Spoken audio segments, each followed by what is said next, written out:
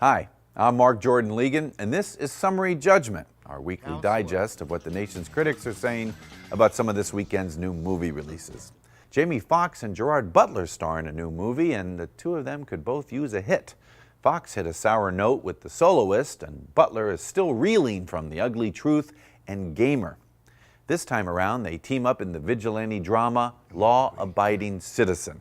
Butler plays a man determined to get his revenge against the justice system he felt did not properly punish his family's killers. You didn't care, Nick. You didn't even try. You could have walked out of that courtroom with your head held high. I could have lived with that, Nick. You were in this. I'm just getting warmed up. I'm gonna pull the whole thing down. It's gotta be biblical. The critics seem to want revenge as well. USA Today sneers implausible and superficial. The Philadelphia Inquirer finds Law Abiding Citizen unrelentingly grim, unintentionally funny, and the St. Louis Post-Dispatch wants to make a citizen's arrest a vigilante torture porn potpourri, particularly toxic because it's scented with phony importance. Next up in limited release is the comedy Black Dynamite, which parodies all the 70s blaxploitation films like Superfly and Shaft. Black Dynamite is the one hero in the ghetto who has the guts to go after the man. Black Dynamite and his crew gonna do what they have to do. I'm cleaning up the street. The mob got all the riches. The Dynamite got kung fu bitches. Cleaning up the street. The family thought he had a smooth getaway, but Dynamite stole a helicopter. Overall, the nation's critics explode over Dynamite. Entertainment Weekly applauds blends satire, nostalgia, and cinema deconstruction into a one-of-a-kind comedy high. The Hollywood Reporter grooves, even if it's a one-joke movie, it manages to keep the gag going for 90 minutes, and Variety high-fives a vastly entertaining film.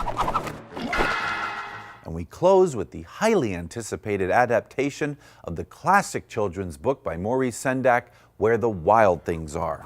Co-written and directed by Spike Jonze, it tells the story of a sensitive and rambunctious little boy named Max who goes off on an incredible journey to a strange new world. Newcomer Max Records plays Max, and some of the wild things are voiced by James Gandolfini and Catherine O'Hara. Oh, and this is Judith. You don't really need to know me. Kind of a downer. King, that's not true. Hey, let me see your face. Introduce me to the king if you want. Here, let me see your face. Ooh, what's that? Don't worry, let me see it. The critics are wild for Max. The LA Weekly raves, one of the most empathic and psychologically acute of all movies about childhood, A Wizard of Oz for the dysfunctional family era. The Chicago Tribune cheers, everything works from tip to tail, and the New York Times happily growls, Jones has made a work of art that stands up to its source and in some instances surpasses it.